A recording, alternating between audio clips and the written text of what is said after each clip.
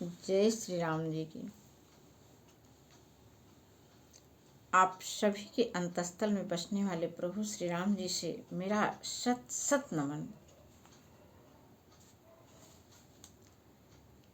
कितना अच्छा लगता है यह वाक्य सुन करके। आपको भी अच्छा लग रहा होगा, क्योंकि यह तो पूर्ण सत्य है। इसे तो आप भी यही कहेंगे कि हाँ, हम सभी के अंतस्थल में भगवान निवास करते हैं, यहीं पर उनका निवास स्थान है। लेकिन क्या होता है कि हम लोग उनको भूल जाते हैं। कहा जाता है कि भगवान श्री राम जी और सीता जी तो हम सभी के पास आने के लिए लगातार उत्सुक हैं, और आने के लिए क्या उत्सुक रहेंगे, वे तो यहीं पर बैठे ही हैं। लेकिन जब उनको हम लोग माता सबरी और मीरा के जैसे बुलाएं तो अभी ये वाक्य सुन करके फिर ऐसा लग रहा होगा कि अरे हाँ, अभी हम लोग सबरी और मीरा तो बनने ही जा रहे हैं।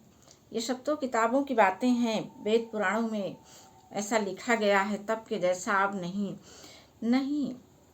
जो तब था वह आज भी है, कुछ बदला नहीं है।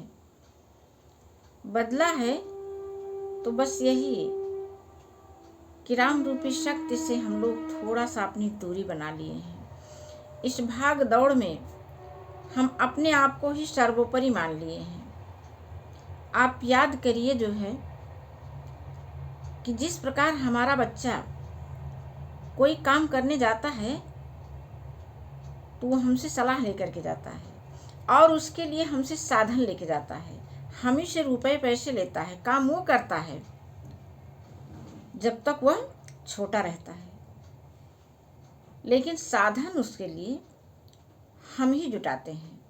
ठीक ऐसे ही हम सबको भी भगवान श्री राम जी से पूछ करके, उनकी उपस्थिति का एहसास करके, उनसे शक्ति लेकर के, उनकी शक्ति से जुड़ करके जब हम कोई कार्य करते हैं तो हमारी सफलता सुनिश्चित हो जाती है।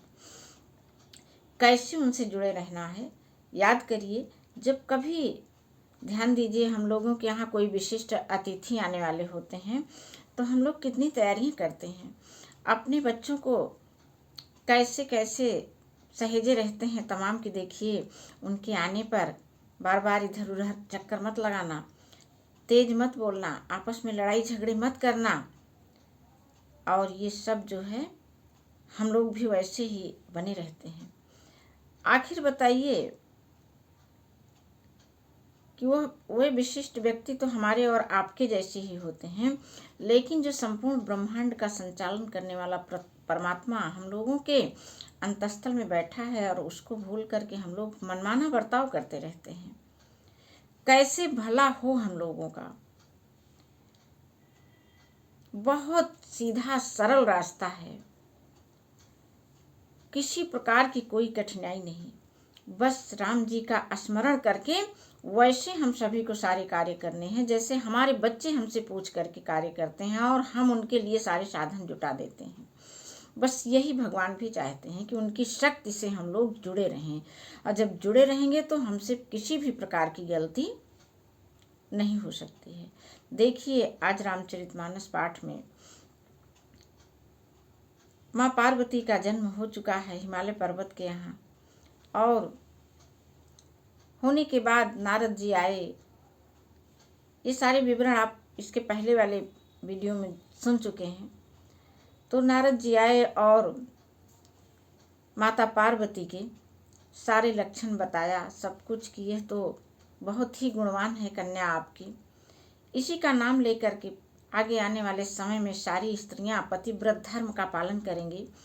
तमाम गुणों को बताने के बाद कहा कि एक दो अवगुण हैं, उन्हें भी सुन लीजिए। अवगुणों में बस यही बताया कि इनका पति जो होगा वो बड़ा अमंगल वेशधारी होगा, यानी भगवान शिव जी का सारा रूप बताए। तो शिव जी के रूप में जो है सभी ने सुन करके सबको बड़ा दुख हुआ कि ये सब क्या है, लेकिन पार्वती के मन में खुशी हुई कि नारद जी का वचन तो झूठा नहीं हो सकता, अब तो मेरा विवाह भगवान शिव जी से ही होगा।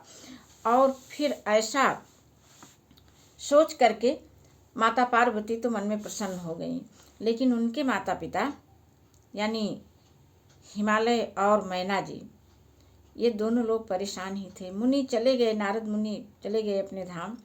तो मैना जी ने उनसे पूछा, कहा कि अच्छा, जैसे हम लोग पूछते हैं कि अच्छा तो बताओ अब ही ये मुनि जी का कह के जाता है। तो फिर हिमान समझायन मैना जी की का कही के समझावता है। प्रिया सोच परिहरहु सब सुमिरहु श्री भगवान, पार्वती निर्मयो जही सोई करी है कल्याण। कितनी विश्वासपूर्ण भरी बाणी है। हम लोग भी कभी कभी बोलते हैं, लेकिन जब थक जाते हैं, हार जाते हैं, तब भगवान के ऊपर विश्वास करते हैं। और जब हमारे पास जो है सारे साधन संपन्न होते रहते हैं, हमारी गाड़ी आसानी से चलती रहती है, तब हम एक दूसरे से बर्ताव करने में भगवान श्री राम को भूल जाते हैं कि मेरे अंदर बैठे हुए हैं। उनको याद करके, उनको साथ लेकर के हम जो है चलें और उनके उपस्थिति में एक सभी से वैसा ही बर्ताव करें। क्या कह रहे हैं हिमान जी कि प्रिया सोच परिहर सब सुमिरहु श्री भगवान। सारी सोच त्याग करके आप भगवान का स्मरण करिए। जिन्होंने पार्वती जी को जन्म दिया है वही कल्याण भी करेंगे। अब जो तुम्हें सुता परने हो, तो अस जाय सिखावन देहु। करे सु तप जहि मिलहि महेशु, आन उपाय न मिटहि कलेशु। अब ये तुम्हें कन्या पर प्रेम है तो जाकर के उसे शिक्षा दो कि वह ऐसा तप करे जिससे शिव जी ही उसे मिले, दूसरे उपाय से यह क्लेश नहीं जाएगा। नारद बचन सगर्भ सहेतु, सुंदर सब गुण निधि वृख केतु। अस विचारि तुम तजहु अशंका, सबहि भांति शंकर अकलंका। सुनि पति बचन हरषि मन माही, गई तुरत उठी गिरिजा पाही। उमहि बिलोकि नयन भरे बारी, सहित स्नेह गोद बैठारी।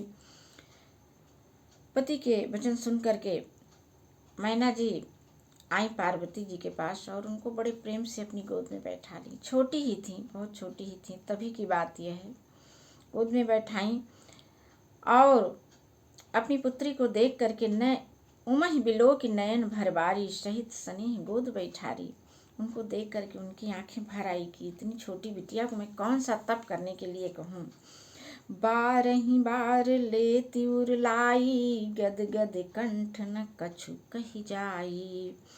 जगत मातु सर्वज्ञ भवानी, मातु सुखद बोली मृदुबानी। फिर बार बार उन्हें हृदय से लगाने लगी। प्रेम से मैना का गला भर आया, कुछ कहा नहीं जाता। जग जननी भवानी जी तो सर्वज्ञ ठहरी। माता के मन की दशा को वह जान गई। वह माता को सुख देने वाली बाणी बोली है। अब पार्वती जी क्या कह रही हैं, कितना बढ़िया। सुनहि माँ तुम्हें दीखियसी सपन सुनाऊं तो, सुंदर गौर सुविप्रवर अशुपदेशु मोह।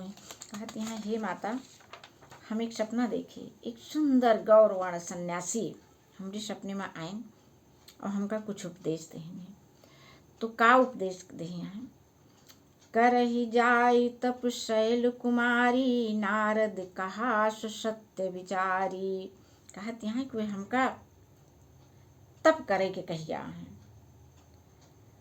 मातु पिता ही पुनिया मति भावा, तप सुख प्रद दुख दोष नसावा। अब ये बात तो उनके माता पिता को भी अच्छी लगी। भाई निश्चित रूप से अपने बच्चों को तपपूर्ण आचरण करने के लिए, तपस्या में रत रहने के लिए जब एक माता पिता जानते हैं, अच्छा लगता है। हमें और आपको भी अच्छा लगता है जब हमारा बच्चा तपपूर्ण आचरण करता है। ऐसे ही पार्वती के माता पिता को भी अच्छा लगा, उनके मन को भाया ये। अब क्या कह रहे हैं कि कि तप बल रचई प्रपंच विधाता, तप बल विष्णु सकल जग त्राता, तप बल शंभु करहि संहारा, तप बल शेष धरहि मही भारा। तप तप वही नहीं होता है जंगलों में जा करके हम तपस्या करें घर बार त्याग करके। उस तपस्या से भी बड़ी तपस्या होती है घर में रह करके तप करना, अपने कर्तव्यों का नियमानुसार पालन करना, वही सबसे बड़ा तप है। इसके लिए एक पुराणों में कथा आती है कथा बड़ी छोटी सी, लेकिन ऐसा तप की बात जहाँ की जा रही है वहाँ पर मैं 2 मिनट आप लोगों का लेना चाहूँगी कि जब कहा जाता है कि एक कोई राजकुमार थे, वो अपना घर बार त्याग करके जंगल में तपस्या करने गए, बहुत दिनों तक तपस्या करते रहे। और एक समय ऐसा आया कि जब उनकी तपस्या पूर्ण हुई और उन्होंने सोचा आप चलते हैं समाज में भ्रमण करने के लिए। तो जब वे बाहर निकल रहे थे जंगल से, तो अचानक उनको लगा कि मेरे ऊपर तो कुछ गिरा, और मुड़ करके देखे तो किसी चिड़िया ने उनके ऊपर जो है बीट कर दी थी। अब क्या हुआ, उन्होंने जब ऊपर ताका, थोड़ा क्रोध में आ गए। अब ताके तो देखा कि एक चिड़िया ऊपर चढ़ी जा रही थी और इनकी नज़रों से जो ज्वाला निकली, उस ज्वाला में वो भस्म होकर के ज़मीन पर गिर पड़ी। फिर क्या था, इनको लगा कि अरे मैं तो इतना बड़ा तपस्वी हो गया। और ये आए गांव में, एक दरवाजे पर खड़े होकर के एक बुलाया, वहाँ पर आवाज़ दी कि कुछ हमको भिक्षा दे दीजिए। अंदर से आवाज़ आई कि आप वहीं बैठ जाइए, मैं अभी आ रही हूँ। और ये बैठ तो गए, क्योंकि कहा गया कि आप बैठ जाइए, मैं आ रही हूँ। और ये बैठ गए। उसके बाद थोड़ा समय लगने लगा, तो ये कुछ मतलब रोज़ भरी वाणी में कहे कि हमको बैठाई हो, तुम्हें ध्यान नहीं है, तुम्हें आना नहीं चाहिए। तो अंदर से आवाज़ आई कि देखिए, आप नाराज मत होइए, मैं जंगल की चिड़िया नहीं हूँ जो मुझे आप भस्म कर देंगे। मैं अभी अपने पति को भोजन करा रही हूँ, जब उनको करा लूँगी तब आपके पास आऊँगी। अब क्या था, उनके कौतूहल का क्या कहना कि इनको कैसे पता चला। तो कहानी इसके आगे की और है, फिर कभी अवसर मिला तो इसके बारे में सुनाएंगे। शायद आप लोगों ने सुना भी हो, लेकिन अपने कर्तव्यों का नियम पूर्वक पालन करना वही सबसे बड़ा तप है। उसी तप के बल पर उस नारी को ये पता चला, वो फिर अपने कर्तव्य का जब हम नियमानुसार पालन करते रहते हैं तो हम दूरदर्शी हो जाते हैं। सब कुछ हमको फिर अपने आप ऐसे हमारे मन में विचार आने लगते हैं। तो अपने गृहस्थ जीवन में रहकर भी अपने कर्तव्यों का पालन करते हुए हम तप कर सकते हैं। अब वो तप कर सकते हैं, देखिए जिस तप की महिमा इसमें बार बार वर्णित की जा रही है, तप सभी कर रहे हैं। तप बल रचई प्रपंच विधाता, ब्रह्मा जी तप के बल पर ही सारी सृष्टि की रचना करते हैं। तप बल विष्णु सकल जगत त्राता, और तप के बल से ही विष्णु सारे जगत का पालन पोषण करते हैं। तप बल शंभु करहि संहारा, तप बल शेष धरहि मही भारा, और तप के बल में से ही भगवान शंभु रुद्र रूप से जगत का संहार करते हैं, और तप के बल से ही शेष जी पृथ्वी का भार धारण किए हैं। ये सब कैसे संभव हुआ है? तप बल से संभव हुआ है। तो हम सबको भी निरंतर तप में लगे रहना है, और वह तप है अपने कर्तव्य का पालन करना, और भगवान श्री राम को अपने हृदय में उनकी अनुभूति करके। ऐसा हम लोगों के संस्कार ऐसे हो गए हैं, रामचरितमानस से हम लोग इतने दूर हो गए हैं, कभी इसका पठन पाठन हो ही नहीं पाता है। हम लोग बाहर चले जाते हैं कथा सुनने, और कथा सुनने भी जो जाते हैं तो वो चीज़ नहीं लेके, वहाँ से कुछ लेके नहीं आते, चले जाते हैं, लेकिन एक को नियम ला करके हम अपने जीवन में लागू नहीं करते हैं। वो भौतिक संपदा हम वहीं पर छोड़ करके चले आते हैं। करना चाहिए। रामचरितमानस इसीलिए हम लोगों के घरों में आकर के उपस्थित है, स्वयं आकर के अपना निवास स्थान बनाए हुए। हमारा अंदाजा है कि हर हिंदू के घर में पूजा स्थल पर ये हैं, और इनकी शक्तियों को हम सबको महसूस करते रहना है। भगवान श्री राम की शक्ति को महसूस करते रहना है, और लगातार अपने कर्तव्यों का पालन करते हुए एक बड़ा सा सर्वोत्तम तप पूर्ण आचरण हमसे अपने आप फिर होता चला जाएगा। तप आधार सब सृष्टि भवानी, करहि जाय तप अस जिय जानी।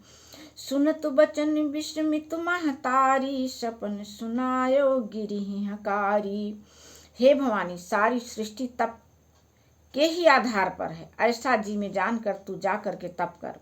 यह बात सुनकर माता को बड़ा अचरज हुआ। उसने हिमवान को बुला करके वह स्वप्न सुनाया। ये इतनी बातें जो है वो स्वप्न में आए हुए तपस्वी माता पार्वती को कह गए थे, ये पार्वती जी सुना रही हैं अपनी माँ को। और यही चीज पार्वती की माता ने बुलाया उनके पिता को, हिमवान को बुला करके वह स्वप्न सुनाया जो पार्वती जी ने देखा था। मातु पितहि बहु बुद्धि समुझाई, चली उमा तप हित हर्षाई। प्रिय परिवार पितायरु माता, भय विकल मुख आवन बाता। माता पिता को बहुत तरह से समझाकर बड़े हर्ष के साथ पार्वती जी तप करने के लिए चली। प्यारे कुटुंबी पिता और माता सब व्याकुल हो गए, किसी के मुंह से बात नहीं निकल रही है। इतनी छोटी कन्या तप के लिए जा रही है, भला कौन चाहेगा। इसीलिए सबका मन थोड़ा भर आया है। वेद सिरा मुनि आई तब, सबहि कहा समझाय। पार्वती महिमा सुनत रहे, प्रबोध ही पाए। तब वेद सिरा मुनि ने आकर सबको समझा कर कहा कि पार्वती जी की महिमा सुनकर सबको समाधान हो गया। वे आए और कहा आप लोग परेशान मत होइए, ये माता जगजननी है, जगदम्बा है, भवानी है, इनको तप करने जाने दीजिए। ये वो नहीं है जो हम लोग जान रहे हैं, ये जगत माता है। तब जाकर के सभी का मन शांत हुआ।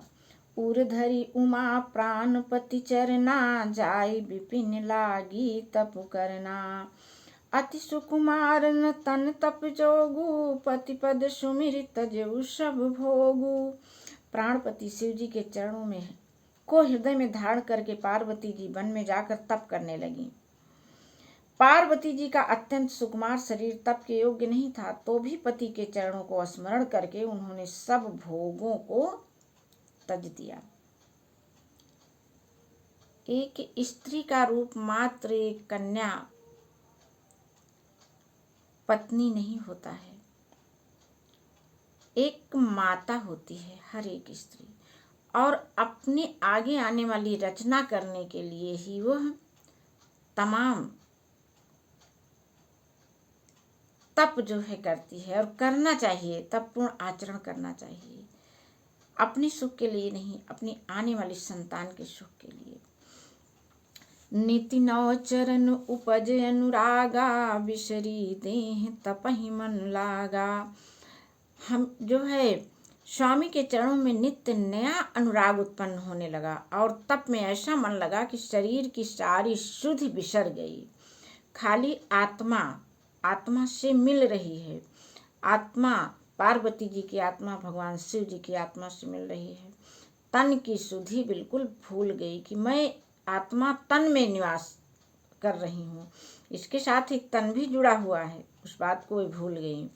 संबत सहस मूल फल खाए, साग खाई 100 बरस गवाए। 1000 वर्ष तक उन्होंने मूल और फल खाए, फिर 100 वर्ष साग खा करके बिताए। कछु दिन भोजन बारी बतासा, किए कठिन कछु दिन उपवासा। बेल पाती मही परई सुखाई, 3 सहस संबत सोई खाई। कितनी कठोर तपस्या माँ पार्वती कर रही हैं शिव जी को पाने के लिए। अपुनि परिहरे सुखान उपरना, उमहि नाम तब भयउ अपरना। देखी उमहि तप खीन शरीरा, ब्रह्म गिरा भय गगन गंभीरा। इतनी कठोर तपस्या माँ पार्वती ने किया शिव जी को प्राप्त करने के लिए। शिव जी को प्राप्त कर रही हैं। इस पूरे संपूर्ण संसार में यानी हम सबों के पालन पोषण के लिए उन्होंने ये तप किया है कि शिव जी के साथ में उनके चरणों के साथ अनुगमन करके हम सभी इस सृष्टि की संरचना में सहभागी बन पाएंगे। इसलिए माता तप कर रही हैं, हम लोगों के लिए कर रही हैं। फिर वे बाद में सूखे पर्ण पत्ते भी छोड़ दिए। तब पार्वती जी का नाम अपर्णा पड़ा। तप से उमा का शरीर छीण देकर आकाश से गंभीर ब्रह्मवाणी हुई। क्या ब्रह्मवाणी हुई? भयो मनोरथ सुफल तो सुन गिरिराज कुमार, परिहरु दुसह कलेश सब अब मिली हैं त्रिपुरारी। आकाशवाणी हुई कि हे पार्वती, अब जो है तुम्हारा मनोरथ सफल हुआ, अब सारे असह्य क्लेशों को त्याग दो, अब तुम्हें शिव जी अवश्य मिलेंगे। ऐसी ब्रह्मवाणी हुई माता पार्वती की तपस्या देख करके। चलिए हम लोग नित्य रामचरितमानस का पाठ करते हैं, इससे जुड़ते हैं। क्यों जुड़ते हैं? ये संपूर्ण वेदों का सार है, बड़ी सरल भाषा में हम लोगों के तक पहुंचा हुआ है। जिसके पास भी अपना परिवार है, परिवार के संचालन का सब गुण इसमें मिल जाता है, सब कुछ इससे प्राप्त होता है। हमारा मन ईश्वर की अनुभूति से ओतप्रोत हो जाता है, और जब हमको ईश्वर ही मिल जाते हैं तो सब कुछ, सारा ऐश्वर्य वैभव हमारे पास आने लगता है। इस प्रकार फिर हमारा जीवन सुखों से भर जाता है। बस यही तो हम लोग चाहते हैं। आगे की कथा हम कल सुनेंगे। जय श्री राम जी की।